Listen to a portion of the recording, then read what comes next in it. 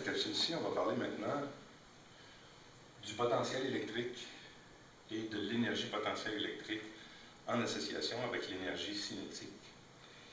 Et pour commencer, je voudrais faire un retour sur les concepts d'énergie potentielle gravitationnelle pour que tout le monde puisse être un peu sur la même longueur d'onde. Donc ça s'adresse à ceux qui n'ont pas fait le cours d'électricité mais qui ont fait le cours de mécanique, ainsi qu'à tous ceux qui ont fait le cours d'électricité mais qui ont eu le temps d'en oublier des bouts. Alors supposons qu'on a le sol et qu'on lance une bille ou on lance une balle vers le haut avec une certaine vitesse qu'on ne connaît pas, mais que on sait pertinemment que la bille atteint une hauteur h qui est connue. Disons, ça pourrait être 10 mètres ou ça pourrait être un peu plus, un peu moins, peu importe. Mais à partir du moment où on connaît la hauteur qui est atteinte par la bille, il est possible d'évaluer quelle était la vitesse de déplacement initial et par conséquent quelle était l'énergie cinétique initiale de la bille. Dans ce calcul-là, on va considérer que G est environ égal à 10 mètres par seconde carré. Donc si on fait un retour sur le chapitre de l'énergie, on se rend compte que la balle est projetée à grande vitesse et l'énergie devrait être conservée tout le long du mouvement, y compris au retour. Mais lorsqu'on arrive à la fin, il n'y a plus d'énergie cinétique et il y a uniquement de l'énergie potentielle gravitationnelle. Alors qu'au début, il y avait de l'énergie cinétique seulement et pas encore d'énergie potentielle gravitationnelle. Le principe de conservation d'énergie fait en sorte qu'on va avoir égalité on va avoir égalité de l'énergie mécanique, qui est la somme de ces deux termes-là, tout le long de la trajectoire. Donc, on peut dire que l'énergie cinétique initiale est égale à l'énergie potentielle gravitationnelle finale. L'énergie cinétique, c'est 1,5 mv au carré. Et donc, c'est égal à m fois g fois h finale. Si on simplifie la masse, on peut en conclure que la vitesse initiale était égale à la racine carrée de 2 fois g fois h, ce qui nous donnerait à peu près la racine carrée de 200, donc environ 14 mètres par seconde. Ça serait la vitesse initiale à laquelle il faudrait projeter une balle, quelle que soit sa masse, pour être capable de la rendre jusqu'à 10 mètres de haut, si on avait 10 mètres. Alors ça, c'est un exemple de calcul facile avec conservation d'énergie. Si on regarde maintenant, dans un condensateur ou dans un accélérateur, on va supposer qu'on a affaire à une particule chargée positivement, qui pourrait par exemple être un photon, qui est éjecté avec une certaine vitesse initiale, qui va aller jusqu'à une certaine distance, et qui va effleurer une autre plaque en haut. Mais là, la gravité ne joue aucun rôle. Pour que le proton soit repoussé, il faut imaginer une charge électrique positive en haut, négative en bas, et une différence de potentiel entre les deux. Alors, supposons qu'on règle la différence de potentiel, comme dans l'expérience de l'effet photoélectrique, semblable à ça, qu'on règle la différence de potentiel pour tout juste arrêter le proton au moment où il s'apprête à toucher la plaque du haut. Alors, qu'est-ce qui arrive à ce moment-là?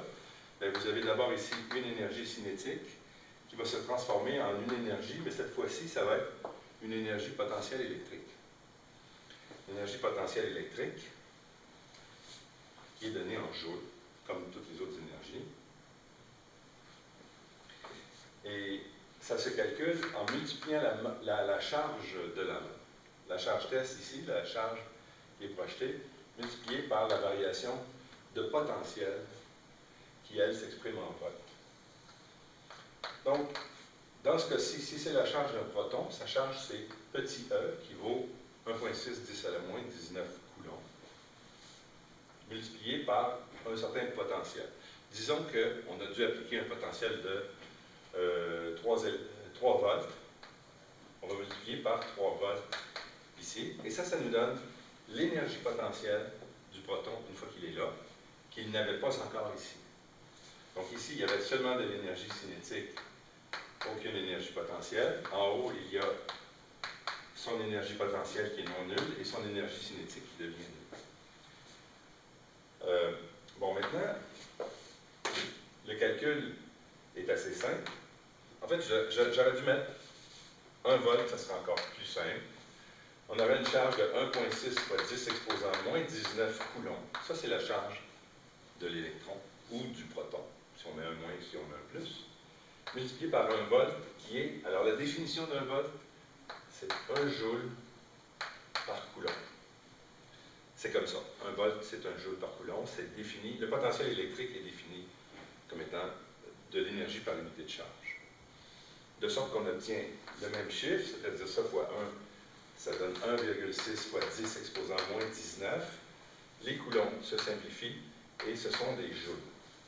Cette énergie-là, bien précise, d'une charge élémentaire E à travers une différence de potentiel de 1 volt, on a appelé ça, les physiciens ont décidé d'appeler ça un électronvolt.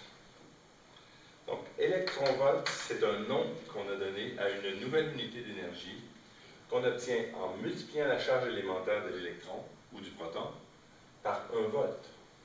Un électronvolt. Donc, il faut faire attention que ce n'est plus une unité de potentiel, ce n'est plus une unité de charge, c'est de l'énergie. Et la transformation d'un électronvolt en joule se fait avec cette équation-ci. C'est tout simplement une nouvelle unité d'énergie. Alors, dans l'effet photoélectrique,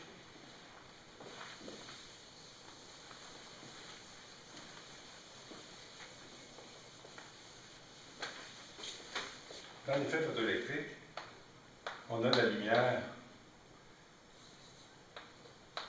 qui descend sur la plaque avec une différence de potentiel. Là, je ne sais plus à quel sens il faut la mettre. On a le capteur qui est ici, avec un ampère-mètre.